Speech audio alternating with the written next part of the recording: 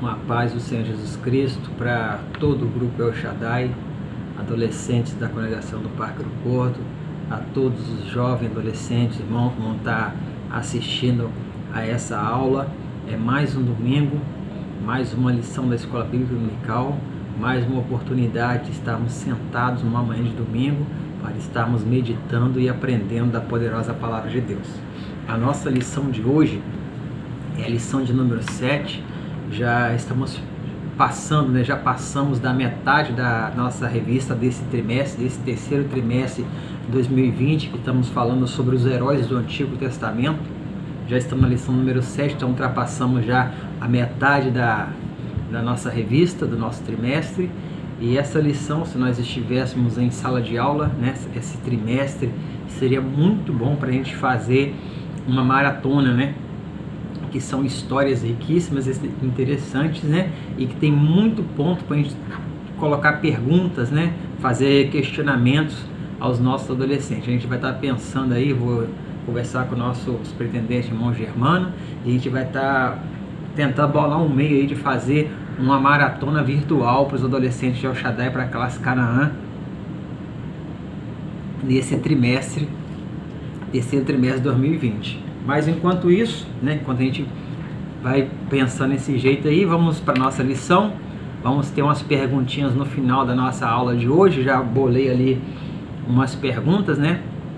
É fácil, só preencher. Só você estar atento àquilo que a gente vai estar falando aqui, que você vai conseguir preencher fácil a resposta no final da aula. O nosso herói de hoje se chama Elias.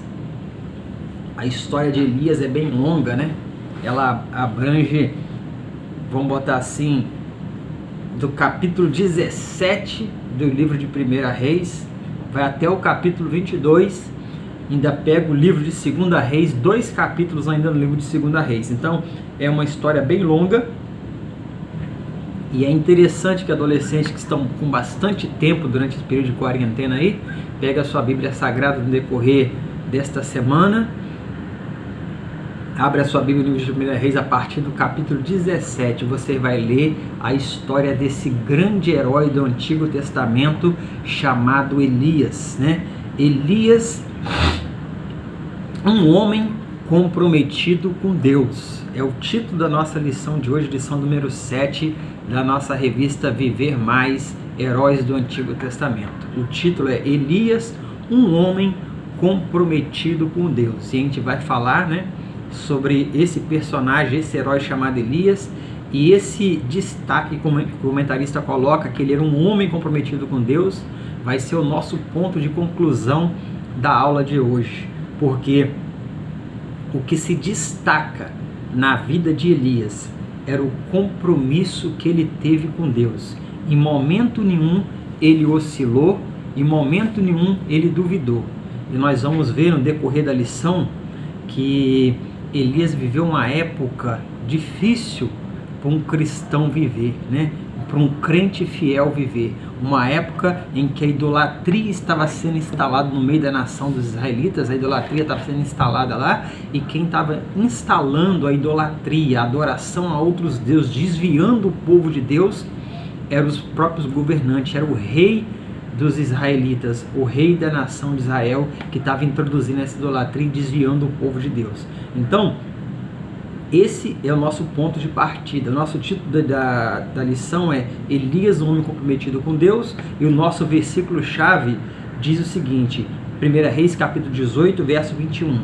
Então Elias se achegou a todo o povo e disse, até quando cocheareis entre dois pensamentos? É uma pergunta que Elias faz ao povo no topo do monte, antes de desafiar os profetas de Baal, para mostrar para a nação israelita, para aquele povo, quem era o verdadeiro Deus. Então, nosso ponto de partida, eu vou tentar fazer um resumo breve, porque a história de Elias é longa, então eu vou tentar fazer um resumo para a gente não perder muito tempo lendo a nossa lição. Você pode acompanhar na sua revista aí, anotar e tirar suas dúvidas no decorrer da nossa aula, né? O nosso ponto de partida, a gente viu nas nossas últimas 4 lições, vamos botar assim, as últimas 4 lições, 3 foram no livro de Juízes e uma foi no livro de Ruth. Nesse período aí, não existia um rei, um governante sobre Israel.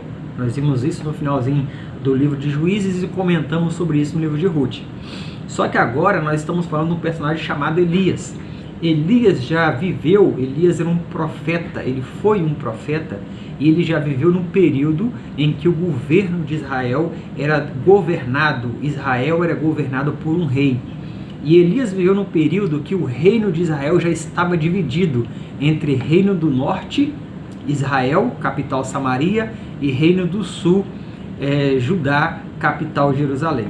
Então Elias, ele vive no reino do norte, que tem como capital a Samaria, e Elias vive na época do rei Acabe e sua esposa Jezabel. Acabe,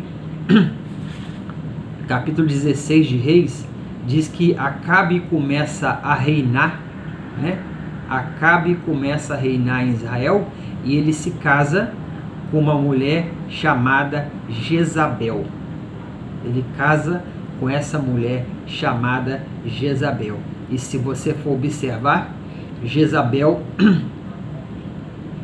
era filha do rei dos Sidônios e servia e adorava a Baal. Ou seja, Acabe, sendo rei, sendo judeu, ele casa com a mulher que não era judia, traz essa mulher para morar com ele em Israel, né? Era esposa dele, casa com essa mulher, e essa mulher, além de não ser judia, além de ser idólatra, ela traz a idolatria, a adoração pagã ao deus Baal para dentro de Israel, a ponto de, além de trazer para ela, que ela era idólatra, além de trazer adoração para ela, ela ainda leva o povo a adorar a esse deus chamado Baal.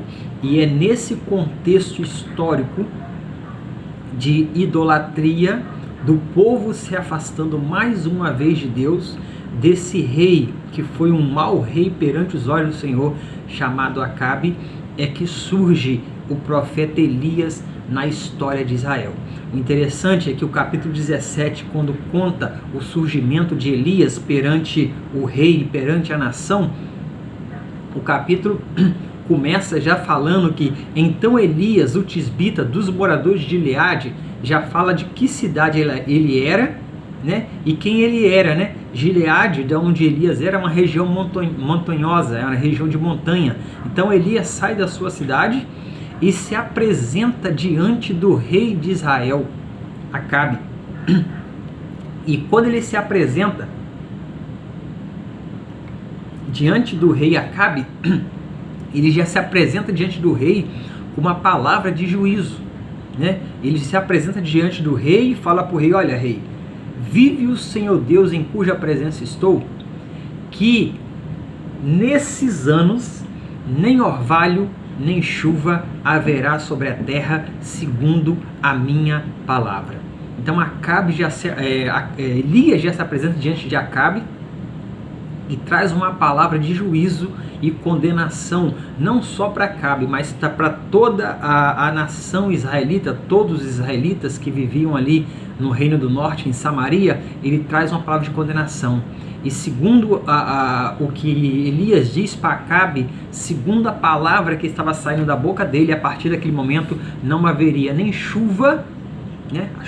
A água não cairia dos céus para molhar a terra, molhar a plantação, e nem um orvalho à noite iria umidificar, né, a plantação no campo. E é assim que surge Elias no cenário de Israel. E Elias foi um dos profetas mais famosos de Israel. A Bíblia vai falar que ele era um morador das montanhas de Gileade, e o vestimento dele era tanto diferente, que ele se vestia com peles de animais, ele tinha um cinto de couro preso à sua cintura, e ele usava uma capa de carneiro sobre os seus ombros e andava com um cajado em sua mão, né? A capa e um cajado. E essa capa é famosa, que a gente vai ver, ainda iremos ver mais um herói do Antigo Testamento chamado Eliseu, que essa capa de Elias é famosa porque é a capa que é passada para o próximo herói que a gente vai estudar, que é Eliseu. Então, Elias aparece assim na história. E quando ele diz que não choveria, a Bíblia relata que ficou 3 anos e meio sem chover e sem cair orvalho sobre a terra. Elias realizou alguns milagres no período de tempo que ele viveu. O primeiro foi profetizar uma seca que durou 3 anos e meio. O outro milagre, que depois de profetizar a seca, a terra deixou de produzir, né? O alimento começou a faltar, as pessoas começaram a padecer necessidade, padecer fome, porque não tinha alimento no campo, porque plantava, não colhia, porque não tinha chuva para regar a plantação. Então, depois que ele profetiza uma seca que durou 3 anos e meio, ele vai para o deserto, e nesse deserto acontece mais um milagre. Ele é alimentado pelos corvos. A Bíblia diz que os corvos trazem para ele o pão, o alimento, a carne, os corvos traziam para ele, e ele só bebia da água que jorrava pelo ribeiro. Quando a água do ribeiro seca, não tinha mais água para ele tomar naquele ribeiro, Deus dá a ele uma ordem de procurar uma viúva, né? Vai procurar uma viúva que ela vai te sustentar.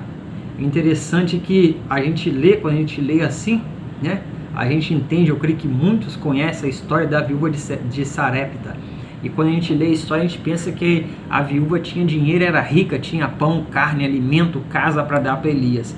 Só que quando Elias chega na cidade para encontrar essa viúva que Deus manda ele encontrar, a viúva era uma pobre viúva, mãe de um único filho.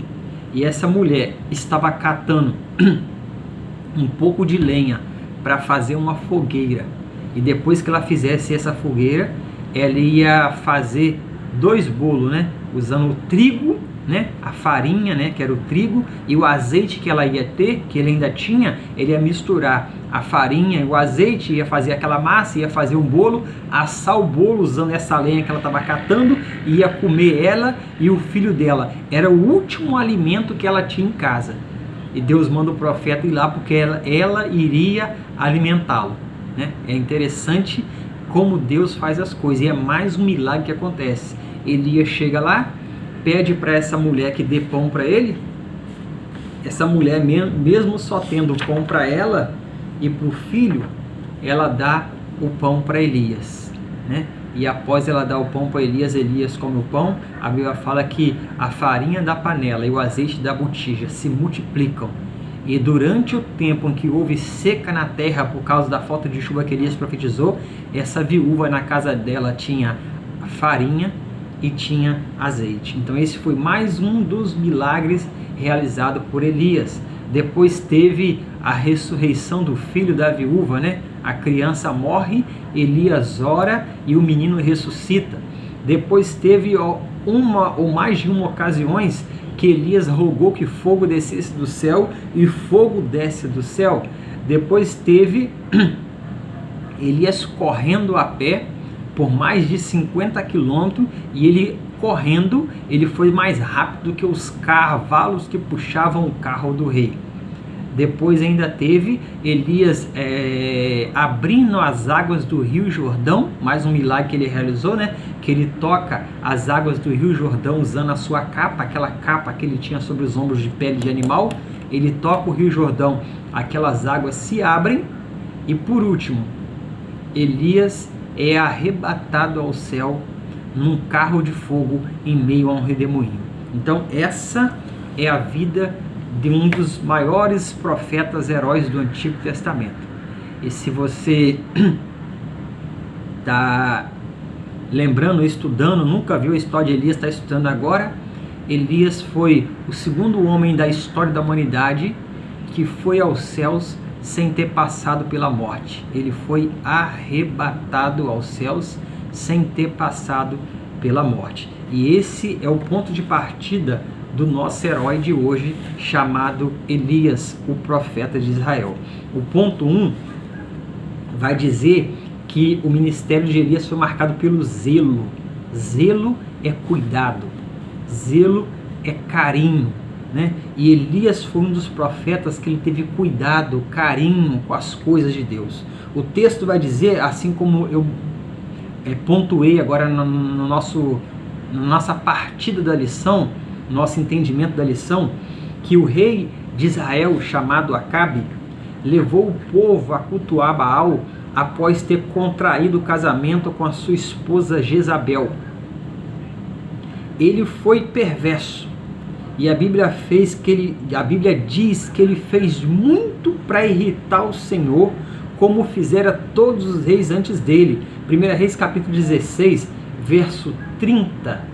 1 Reis 16, verso 30, fala que fez Acabe, filho de Onri, o que era mal aos olhos do Senhor, mais do que todos os que foram antes dele.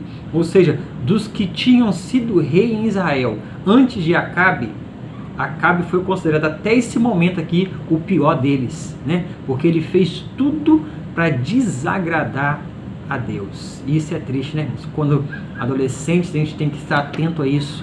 Quando o homem, ele faz tudo para desagradar a Deus. E aqui nós vemos dois homens que são opostos entre si. Enquanto Acabe fazia tudo para desagradar a Deus, e foi tido como um dos piores reis até a época dele, né? Porque depois dele teve outros piores, mas até a época dele foi tido como um dos piores reis para Israel, aquele que fazia tudo para irritar o Senhor. No lado oposto, nós temos Elias, um profeta que tinha zelo pelas coisas de Deus e compromisso com o Senhor, a ponto de, no meio de uma geração perversa, idólatra, afastado de Deus, ele manteve a fé e não duvidou da convicção que ele tinha que o Deus de Israel era o único verdadeiro Deus que merecia ser adorado. E aqui a nossa lição vai dizer que o Senhor enviou um duro recado para Acabe através de Elias. E qual foi o juízo devido à idolatria que Acabe estava trazendo a Israel? A falta de chuva. E se a gente recordar, lá no livro de Deuteronômio, capítulo 28, quando Deus manda Moisés registrar as bênçãos e as maldições, Deuteronômio 28 está registrado as maldições, a Bíblia relata lá que no dia que você se prostrar e adorar outros deuses, eu vou cerrar a janela do céu, e no lugar de chuva eu vou te dar poeira. E isso acontece aqui. Deus cerra as janelas do céu após Elias falar com Acabe. Elias dá uma palavra a Acabe, uma palavra de juízo, e Deus cerra a janela do céu.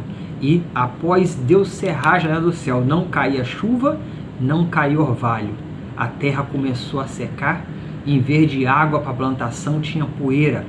Não tinha como plantar o milho, não tinha como plantar a oliveira para dar o azeite, não tinha como plantar a cevada, não tinha como plantar os cereais, não tinha como plantar a uva para dar o vinho, porque não tinha água para regar, não tinha água para molhar, que as plantas iam morrer, porque estava seca sem água. E devido a essa seca, além das plantas estarem morrendo, da plantação, da vegetação estar morrendo, os animais do campo, que necessitavam de muita água, né, para poder se alimentar, precisava de água, os animais pastavam no campo, o campo estava seco, não tinha a grama porque não tinha chuva, então os animais precisavam mais de água, também não tinham água, muitos animais começaram a morrer, até mesmo os animais que pertenciam ao rei. Tudo isso em decorrência da desobediência, idolatria que Israel começou a praticar, e tudo isso trazido para dentro da nação por um homem que era para trazer a instrução para Israel e colocar Israel diante de Deus, que era o rei da nação, chamado Acabe. E aqui vai dizer que durante 3 anos e meio ficou sem chover. Começou a perecer tanto a vegetação quanto animais, e até seres humanos começaram a morrer, até pessoas começaram a morrer. E o que Deus faz? Deus providencia para o seu servo um meio de sustento. A nação estava com fome, nós vimos o caso da viúva que ela ia comer o último bolinho para morrer. O povo estava morrendo de fome, a nação estava com fome, só que Elias o servo de Deus, o profeta de Deus, que tinha compromisso com Deus, tinha zelo pelas coisas de Deus, ele estava sendo alimentado pelas aves do céu. Ele tinha comida toda manhã, toda tarde, tinha pão, tinha carne e tinha água para ele beber. Quando a água se secou, Deus fala para Elias descer até Sarepta, que essa viúva iria sustentá-lo. E quando Elias desce para lá, nós já abordamos o início da história. Quando Elias vai até essa mulher iria comer o último bolo, o último pão e depois morrer, porque o alimento que ela tinha, vamos dizer assim, comprado ou colhido e estocado na sua casa já estava acabando, porque a fome estava se agravando devido à seca. E seguindo a ordem do profeta, Elias, ela faz primeiro um pão para Elias, Elias come, e o azeite da botija dela e a farinha da vasilha dela se multiplica. E durante aqueles anos que viriam de fome ainda, essa mulher e o seu filho tiveram pão para comer e não passaram por privação, porque Deus proveio o sustento para o seu servo. E como esta mulher se prontificou a ajudar o servo de Deus, Deus também proveio o sustento para essa mulher. Deus deu a essa mulher o sustento, a condição de se manter viva, porque esta mulher se prontificou a ajudar um servo de Deus. Isso aqui é mais uma lição para nós, né? Adolescentes que estamos crescendo na palavra, aprendendo a palavra, nos edificando em Deus, quando tiver a oportunidade de ajudar um servo de Deus, ajude o servo de Deus, porque Deus vai te recompensar por isso, né? Aquela mulher fez de coração e Deus recompensou. Deus colocou alimento na casa dela pelaquilo que ela havia feito. O ponto 2 da nossa lição vai nos contar de forma bem resumida, né, que depois desses 3 anos e meio de seca, né, devido à falta de chuva profetizada por Elias, Deus manda novamente Elias ir se apresentar diante de Acabe e falar para Acabe que ia chover. Então, capítulo 18 de Reis, pega a sua Bíblia para ler, porque eu não vou ler a lição, vou só abordar alguns pontos aqui. Elias se apresenta diante de Acabe, e a Bíblia vai falar no versículo 2 que a fome era extrema, né? A fome era extrema, as pessoas estavam morrendo de fome. E quando Elias se apresenta diante de Acabe, ele encontra-se com Acabe no caminho, encontra com um dos servos de Acabe no caminho e manda dizer para Acabe onde iria encontrar-se com Acabe, né? E ele fala para o servo de Acabe que era para Acabe se aprontar e encontrar com ele, porque ele queria falar com Acabe. Então Acabe, ouvindo o recado dado por Elias a esse um dos seus servos, ele se encontra com Elias. Acabe se encontra com Elias. E quando Acabe se encontra com Elias, Elias faz um desafio a Acabe, né? Elias manda Acabe se reunir com ele, né? Uma reunião entre Acabe e Elias no monte chamado Carmelo. Anota aí, né? Que a gente vai ter uma maratona ainda esse trimestre, se Deus quiser.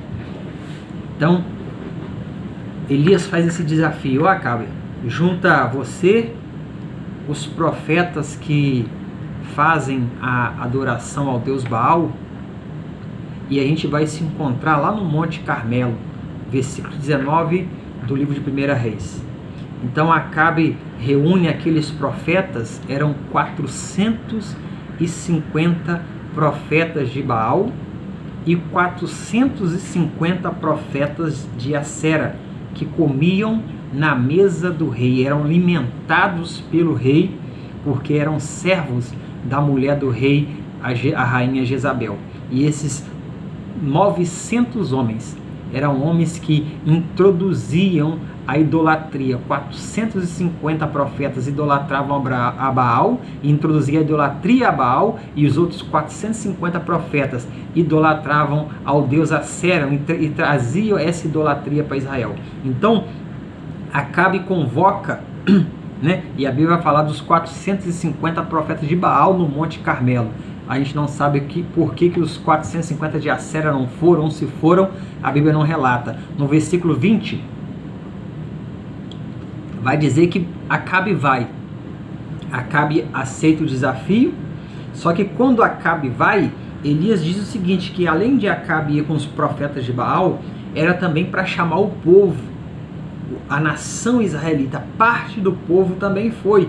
Então reúne naquele monte Acabe, os 450 profetas de Baal, contra Elias.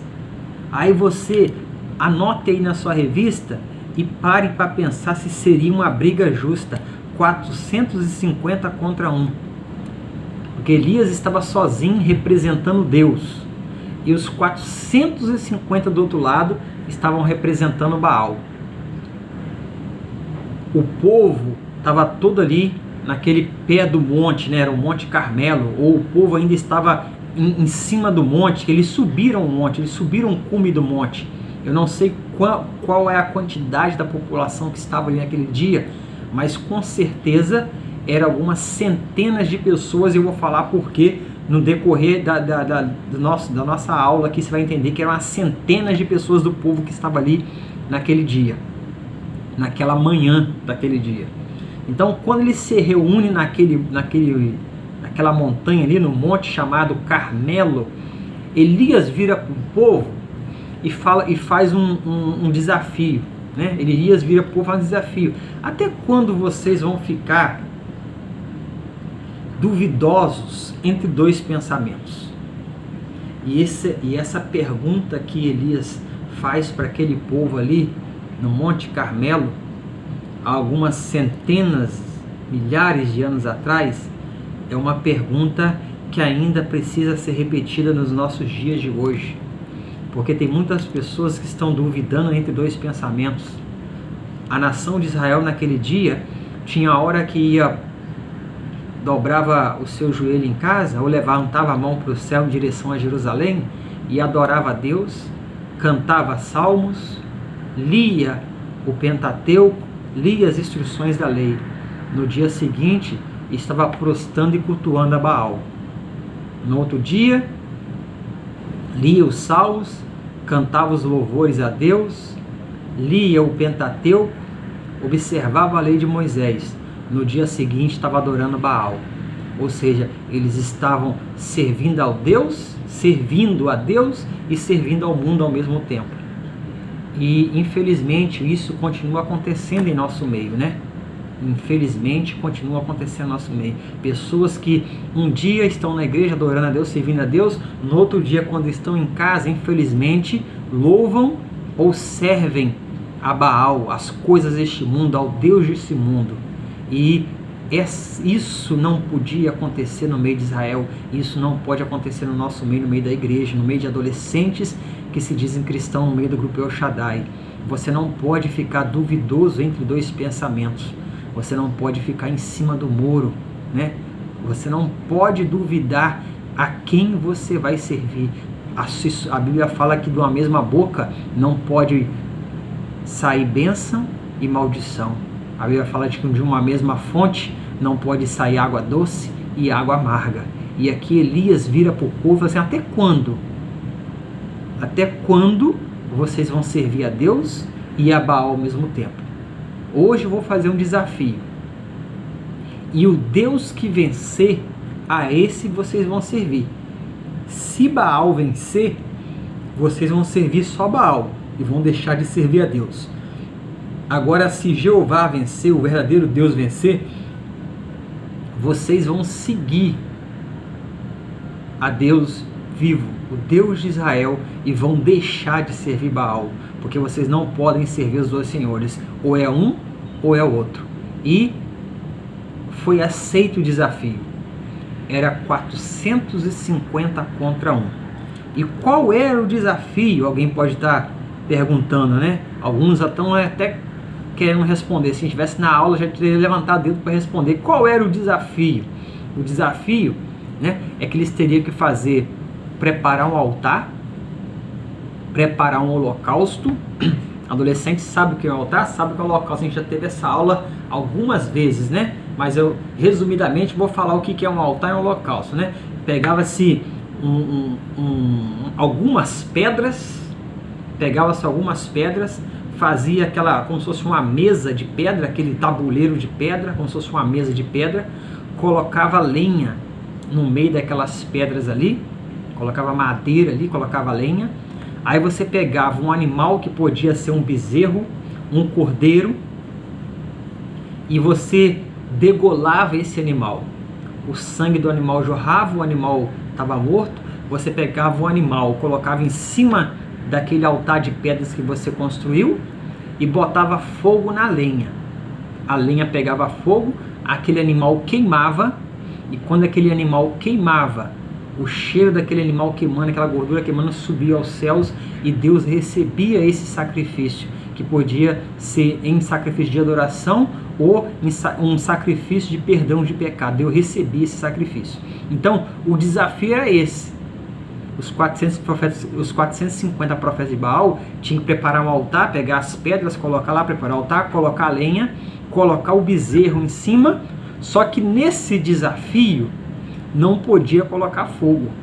O fogo tinha que vir de Deus, né? No caso dos 450 profetas de Baal, Baal tinha que colocar fogo no altar. Não podia ser não podia ser os profetas de Baal. Ninguém podia ir lá com a pedrinha, riscar a pedrinha, fazer a fagulha para a lenha pegar fogo. O fogo tinha que vir de Baal. Baal tinha que colocar fogo na madeira para poder queimar o bezerro. No mesmo caso, Elias ia fazer o altar, botar a lenha, botar o bezerro lá em cima, matar o bezerro, só que Elias não podia botar fogo. Quem tinha que botar fogo era Deus Jeová, o Deus de Israel. Então o desafio foi aceito. E Elias deixou que os profetas de Baal, que era 450, começassem primeiro. E se você ler o versículo 26, o desafio começou pela manhã, né? Era de manhã cedo quando começou o desafio. Então era 450 homens. 450 homens era fácil, né? Pegava a pedra, todo mundo pegou a pedra, colocou a pedra, até aí tá indo. Colocaram as pedras lá. Agora é o que? Lenha. Então 450 homens para pegar a lenha, para queimar um bezerro é fácil. Pegaram a lenha, quebraram a lenha, dobraram a lenha, botaram a lenha dentro daquela camada de pedras. Agora mata o animal, pegaram o bezerro, cortaram o bezerro. 450 homens é fácil. Pegou o bezerro, colocou em cima da lenha, o bezerro estava morto. E agora? Agora você tem que clamar para o Baal colocar fogo. Aí que vem o problema, né? É aí que veio o problema. Porque a Bíblia vai contar que eles prepararam tudinho, o altar, a lenha, o sacrifício, que era o bezerro, mataram o bezerro. Só que agora, na hora de botar fogo, tinha que clamar para Baal. Aí a Bíblia fala que eles começaram a clamar para Baal, era de manhã cedo. Baal atende, Baal bota fogo, Baal bota fogo. Quando estava dando quase meio-dia, ou seja, já devia ter umas 6 horas que ele estava gritando, Baal bota fogo, e o povo tudo olhando. O povo de Israel estava em volta ali olhando. Acabe, o rei de Israel, também estava lá. Elias estava lá aguardando a vez dele, que ele que fez o desafio. E está 450 homens rodando em volta do altar, gritando para Baal botar fogo. Quando estava dando quase meio-dia, já estava com a garganta doendo, garganta ruim, alguns já estavam sem voz, alguns já não aguentavam mais rodar em volta do altar. O que Elias fez? Elias começou a zombar deles. Grita mais alto! Grita mais alto! Baal está dormindo! Grita mais alto! Talvez Baal viajou, não está ouvindo vocês! Grita mais alto! E como Baal não respondia, eles começaram a... Eu esqueci a palavra exata que se usa para esse ato, talvez os adolescentes devem saber, e vai saber do que eu estou falando. Eles começaram a se retalhar, a se mutilar, né? eles tinham facas, né? Eles tinham armas que eles usavam para matar o cordeiro, para matar o bezerro. Então eles pegaram aquelas facas, aquelas lanças que eles tinham e começaram a se cortar, derramar o próprio sangue para ver se Baal respondia. Começaram a se mutilar em volta daquele altar para ver se Baal respondia com fogo, se Baal colocava fogo na lenha para queimar aquele bezerro. E o povo de Israel está em volta tudo olhando. Acabe está lá olhando aquela cena, Elias está lá zombando, Deus do céu sentado olhando, porque sabia que Baal não é Deus, então Baal não ia responder com fogo. Só que os 450 profetas estão lá gritando, bota fogo, Baal, se retalhando todinho. Cansaram de gritar, deu meio-dia, aí Elias falou assim, ó, pode parar, que todo desafio tem tempo, né? Todo desafio, quando a gente faz um desafio para alguém, a gente dá o tempo para a pessoa cumprir a meta daquele desafio que a gente fez. Ó, pode parar que já deu meio-dia, o tempo de vocês acabou, Baal não respondeu, agora é minha vez. Aí o que Elias foi fazer? Primeiro, fazer um altar para ele, que não poderia usar o altar que os profetas de Baal fizeram. Então, para ele fazer um altar para ele, ele pediu o povo para ajudar, né? Para ajudar aquele povo todo que estava em volta ali assistindo aquela cena. Então o povo começou a ajudar. Então o que Elias faz? Ele pega 12 pedras, podia pegar quantas quisesse, né, para fazer um altar, mas ele pegou 12, por quê? Para representar as 12 tribos de Israel. Uma pergunta boa para maratona, hein? Pegou as 12 pedras para fazer o altar, para representar as 12 tribos de Israel. Depois que ele pegou as 12 pedras, ele botou as 12 pedras lá, fez o altar, botou a lenha no meio, pegou o bezerro, matou, colocou em cima da lenha. O que faltava agora? O fogo. O fogo tinha que vir de Deus. Só que Elias olhou para o altar, tudo prontinho, só faltava pedir fogo. Olhou os 450 profetas de Baal, já tudo no chão, cansado, alguns sangrando, retalhado, alguns sem voz. Ele achou que estava muito fácil para Deus botar fogo naquela lenha e queimar aquele bezerro. Estava muito fácil, né? Que já era meio-dia, Elias deve ter dito, tá muito fácil. Eu vou tornar mais difícil para Deus, para o povo acreditar que Deus é Deus. Aí foi para o pessoal assim, ó, vem cá, eu preciso de ajuda aqui. Vamos cavar aqui em volta do altar uma vala. Estava em cima da montanha, era terra, então cavaram uma vala em volta do altar. E os profetas de Baal lá olhando, mas o que está fazendo agora? E o povo tudo olhando. Cavou a vala, mas não sabia o que era, cavou a vala. Aí depois de cavar a vala, ele falou o seguinte, ó, depois de cavar a vala, faz o seguinte, vamos encher essa vala de água. Aí os profetas lá, meu Deus, aí os profetas de Baal pensando, se Baal não colocou fogo com a lenha seca, como que Deus vai colocar fogo com esse negócio molhado aí? E Elias está tranquilo, né? Aí Elias falou assim, vamos botar água agora na vala. Aí fez o altar e jogaram água, encheram a vala que estava em volta do altar de água. Aí Elias olhou, vamos fazer o seguinte, vamos molhar a lenha também. Aí já ficou mais complicado, né? Adolescentes, El Shaddai que gosta de acampar, fazer fogueira, sabe que fogo só para pegar a lenha tem que estar seca. E quanto mais seca a lenha, melhor para o fogo pegar. Aí Elias fala o seguinte, ó, vamos molhar a lenha. Aí o povo olha para a cara do outro, Elias está mandando, né? Vamos molhar a lenha. Aí Elias olhou a lenha molhada, vamos molhar de novo. Aí molham de novo a lenha, mais uma vez. Então já tinha uma vala em volta do altar cheia de água. Elias manda molhar a lenha. E quando molha a lenha, molhou o animal, que o animal estava em cima da lenha. E molhou as pedras também. Molhou a segunda vez. Aí Elias diz, ó, vamos molhar mais uma vez a lenha. Molhou mais uma vez a lenha, a terceira vez que molha a lenha. A lenha estava encharcada. O bezerro em cima do altar todo encharcado. As pedras encharcadas e ainda tinha um córrego em volta do altar. Aí, quando está tudo cheio de água, tudo molhado, Elias virou para o céu e falou o seguinte, ó Senhor Deus de Abraão, de Isaque e de Jacó.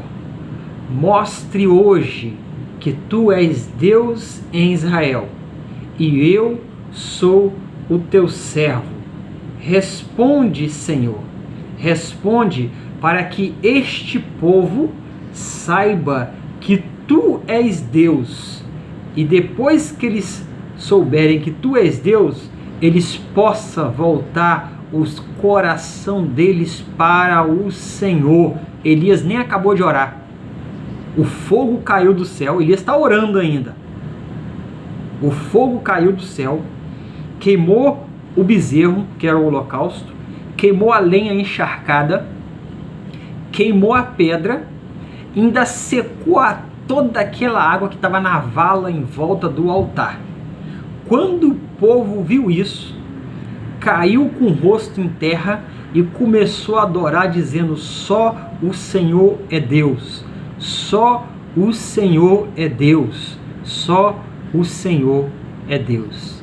Elias aproveitou que o povo reconheceu que só o Senhor é Deus, o povo estava adorando. Elias virou para o povo: ó, fala o seguinte, mata esses profetas de Baal que são tudo falso. O povo se levantou contra os profetas de Baal e matou todos os 450 profetas de Baal que estavam sobre o Monte Carmelo naquele dia. O que aconteceu ali? Um milagre. O povo soube que só o Senhor é Deus, só o Senhor é Deus. O povo destruiu aqueles 450 profetas que traziam a adoração, a idolatria ao Deus Baal para Israel. Quando acaba aquilo ali, Elias vira para Acabe e fala o seguinte: prepara o seu cavalo, o seu carro e vai embora para sua casa, porque agora vai chover. Tinha quanto tempo que não chovia? 3 anos e meio. 3 anos e meio sem chover. E Elias fala: prepara o seu cavalo, monta no seu cavalo, no seu carro de cavalo aí, na sua carruagem, manda o cocheiro tocar rápido que vai chover. E quando Elias diz isso para Acabe, Elias ainda está em cima do Monte Carmelo. Então Elias sobe mais ainda e vai ao cume do monte, ao topo lá, né? A gente que gosta de fazer trilha, né, Nefra? Subir aquelas montanhas lá do sítio do irmão Jorge Leite, sabe como que é, né? Chega lá no topo. Aí quando Elias sobe no topo, Elias leva com ele um servo dele, né? Um servo. Aí Elias dobra o joelho, coloca o rosto em terra e começa a orar, pedindo a Deus para mandar chuva. Enquanto Elias está orando, Elias vira para aquele servo dele e fala: olha, eu vou orar, você olha lá para o lado do mar, se está vindo alguma nuvem de chuva. Enquanto isso, Elias ora. Elias ora, o rapaz vai lá, olha, volta para cá, ó, ainda não está vindo não. Elias continua orando, o rapaz olha, ó, ainda não tem chuva não. Então o rapaz foi lá, olhar para o lado do mar enquanto Elias estava orando 7 vezes, segundo diz a Bíblia no versículo 43 de Reis 18.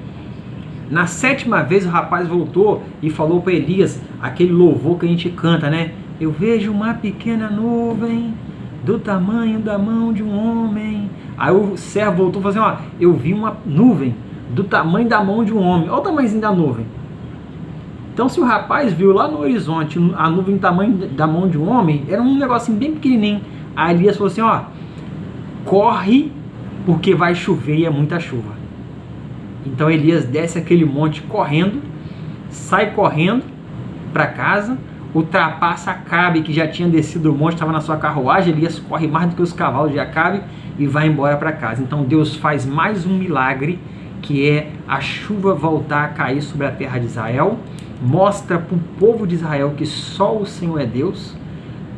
O fogo cai do céu e consome todo aquele altar, e o povo fica sabendo e tendo conhecimento que só existe um único Deus verdadeiro que merece adoração, que é o Senhor nosso Deus. Os 450 profetas de Baal são todos mortos naquele dia. Só que quando Acabe chega em casa, ele sai de casa com 450 homens para ter um encontro com Elias. Quando ele volta para casa, ele está sozinho. Então, quando ele volta para casa, a sua esposa, Jezabel, pergunta para ele: o que aconteceu? Aí ele fala: os profetas de Baal perderam o desafio e Elias mandou matar todos eles. Aí essa mulher chamada Jezabel vira pro rei Acabe e fala assim: amanhã, a esse mesmo horário, devia ser à tarde, né? O desafio foi depois do almoço, quando Elias orou depois do almoço. Amanhã, esse mesmo horário, Elias vai estar morto. Elias fica sabendo disso e foge, né? Ele foge com medo de perder a vida. E nessa fuga que ele tem, ele atravessa o deserto. Um anjo do Senhor encontra com ele, dá pão para ele comer, dá água para ele comer, e ele caminha até uma caverna. E nessa caverna ele tem mais um encontro com Deus. Deus fala com ele em meio a brisa suave. E depois que Deus fala com ele em meio àquela brisa suave, Deus diz para ele: Elias, você não está sozinho. A nação se corrompeu, a nação se desviou, mas eu preservei 7.000 homens que não se dobraram a Baal e que vão seguir o seu caminho, um caminho de compromisso com Deus. Então, essa é uma lição para a gente observar, que mesmo em meio à idolatria, as pessoas se apostatando da fé, se desviando de Deus, né? Mesmo em meio a pessoas que não querem compromisso com o Senhor, sempre vai haver aqueles que querem compromisso com Deus. Sempre vai haver no meio do mundo, no meio da nossa nação, no meio da nossa cidade, o grupo El Shaddai. Adolescentes do grupo El Shaddai que querem compromisso com Deus, que querem compromisso com a sua palavra, que desprendem 1 hora do seu tempo, né? Ou até mais de 1 hora do seu dia para estar assentado diante da Bíblia, aprendendo a palavra, lendo a palavra, meditando na palavra, guardando a palavra, praticando a palavra. Porque não importa em que situação, em que momento, Deus sempre vai ter algumas pessoas, um povo que tem um compromisso com Ele e que zela por esse compromisso de servir e adorar o único Deus verdadeiro e ter zelo pelas coisas de Deus e ter zelo pela palavra de Deus. Ele, depois daquele encontro com Deus naquela caverna, ele sai de lá mais fortificado ainda.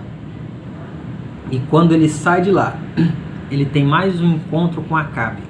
E nesse encontro com Acabe, ele profetiza a morte de Acabe e a morte de Jezabel, pelo que Acabe e Jezabel tinha feito com Nabote quando tomaram a vinha de Nabote. Então, para a gente entrar na nossa conclusão, somente, e agora eu estou falando para todos que estão nos assistindo, mas principalmente para o grupo El Shaddai, guarda bem isso, marca isso na sua revista, marca isso na sua vida.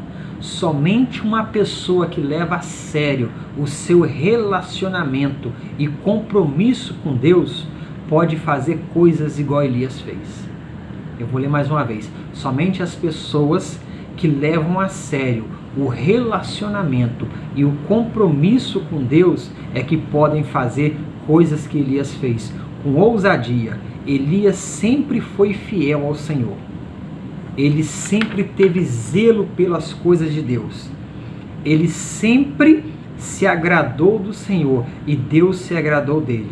E no final da vida dele, né, em vez dele morrer, Deus leva ele aos céus. Deus arrebata Elias num carro de fogo, ficando Eliseu no seu lugar. Então, devemos levar a sério. Grupo El Shaddai, nós precisamos levar a sério o compromisso que nós assumimos com Deus. Alguns assumiram esse compromisso no dia que nasceram, quando foram apresentados e consagrados ao Senhor. Outros assumiram esse compromisso no dia que levantaram as suas mãos, aceitando Cristo como Salvador. Outros assumiram esse compromisso levantando as suas mãos, aceitando Cristo e passando pelo batismo nas águas, mostrando que agora é uma nova criatura em Cristo Jesus. Então, nós, né, Grupo El Shaddai, você que está me assistindo, nós precisamos levar a sério o compromisso que assumimos para com Deus. Nós precisamos levar a sério o compromisso que assumimos com Deus. Elias foi um homem que se destacou na sua sociedade, ele se destacou em meio àquele povo que ele vivia, mesmo vivendo num meio totalmente dominado pela idolatria, pela apostasia. Elias manteve firme o seu compromisso com Deus.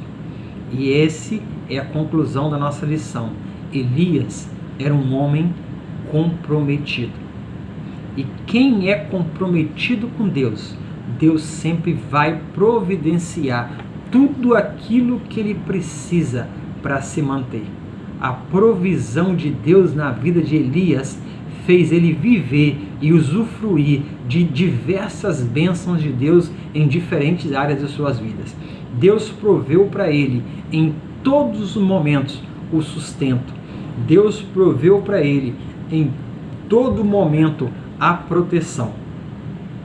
O mais interessante que o maior segredo da vida de Elias foi que ele buscou praticar e cumprir todos os propósitos que Deus tinha para a vida dele.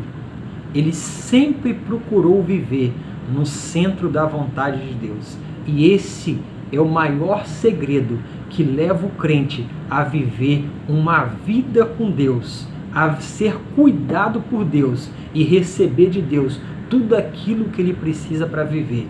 É quando você se dispõe a praticar e a viver os propósitos de Deus na sua vida.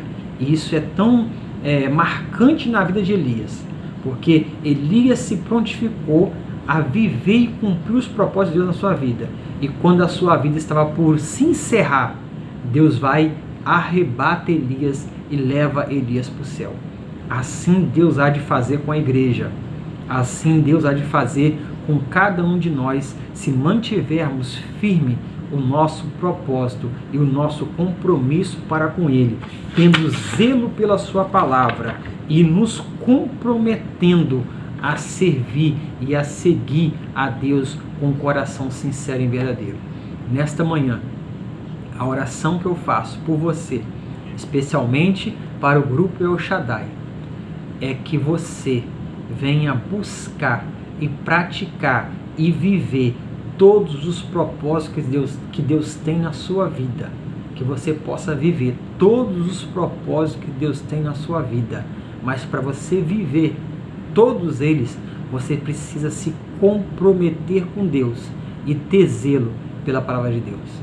Que Deus abençoe a sua vida, adolescente.